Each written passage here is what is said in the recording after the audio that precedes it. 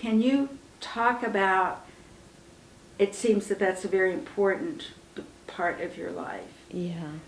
How did that develop? Why did it happen? How? Well, I talked about how all the threads like kind of are being pulled together into one weaving. Yeah. And so I don't remember if I mentioned the mystical experience I had, but as part of the Jungian analysis I did, I had a very, very life-changing experience. What happened?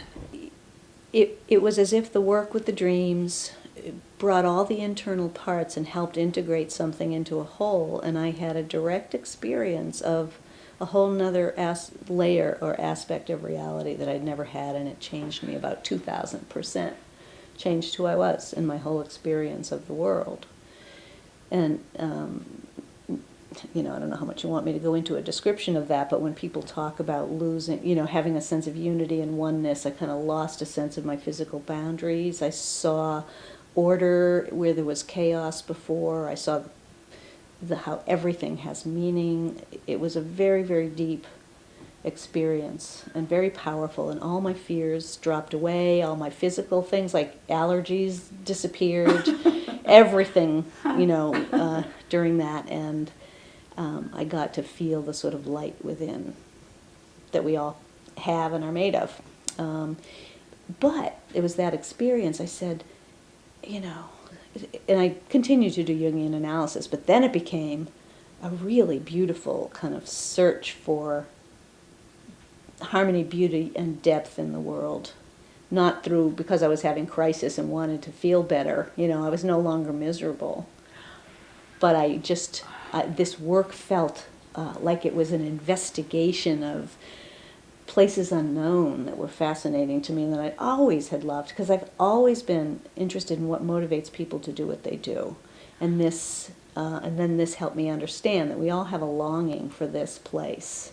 I think our whole being is built, and I got some of this from Carl Jung too, but our whole being is built to evolve and unfold. And so what I said at the time, though, was, where's the map? Why can't we all just, find this place? Where's the map to get here?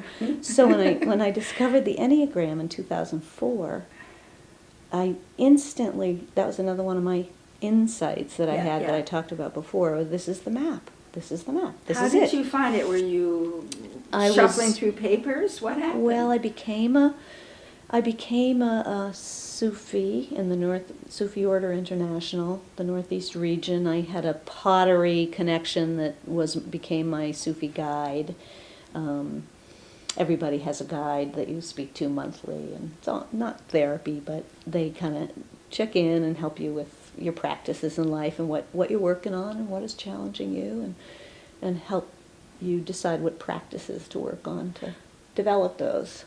So anyway, through her, I then took a kind of a training to then become a teacher of sorts in the Sufi world. Okay. And that's where I got introduced to the Enneagram. It was on a retreat weekend for this training that we had to read about the Enneagram and find out what our type was.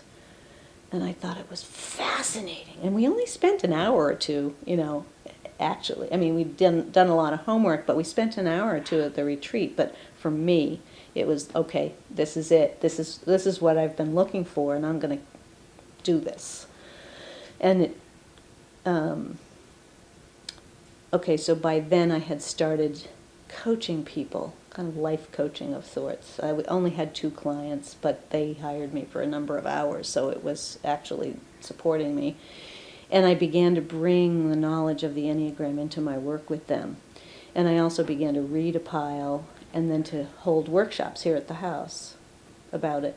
And I was combining my experience with art and with the Enneagram and holding workshops and really loving it. And the people who were learning about it were like, wow, people can see.